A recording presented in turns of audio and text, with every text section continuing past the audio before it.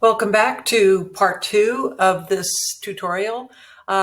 You're looking at where we left off in the first tutorial, and the only thing that I've changed in my workspace is I went up to Window and I opened up the symbols.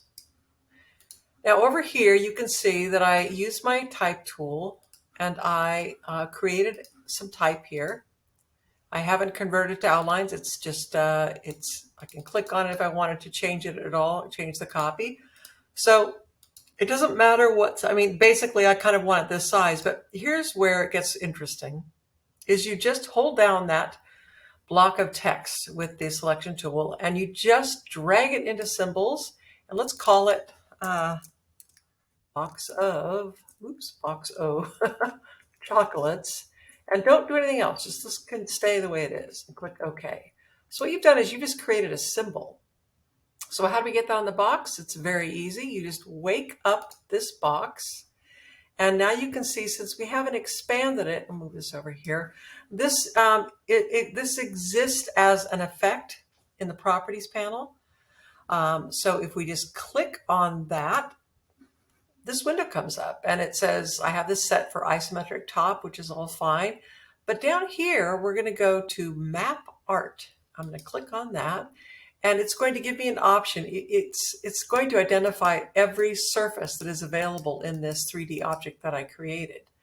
But thankfully, the first series of surfaces is the face of that box. And up here it's saying that I don't have any symbol assigned to that surface. But I hold down my mouse and I go to a box of chocolates and I pop it in. Now, you can hold down Option to enlarge it and to move it around. This is giving you a preview of where it's sitting. You could even turn it slightly if you wanted to, and you can stretch it. If you hold down Shift, you can constrain the proportions. It's just like everything in Illustrator. So I'm going to scoot this around a little bit, and I will, let's see, shade artwork. I don't think I need that.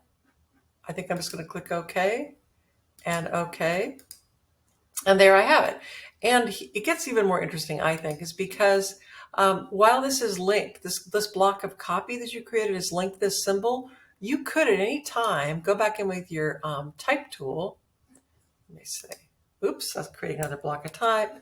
Let me just wake up this type. Oh, it looks like it's, I guess, let me see. If I click on that and I went to edit symbol, that's it.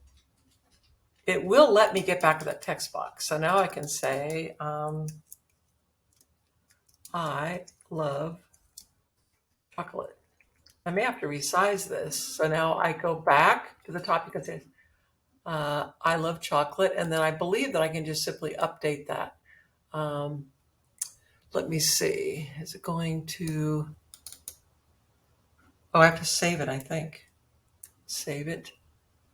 And back here, learning as we go, it seems to me that it should update that symbol. Be my Valentine. Okay, so let's just check this because we're all learning, right? I'm going to wake up that object. I'm going to click on this.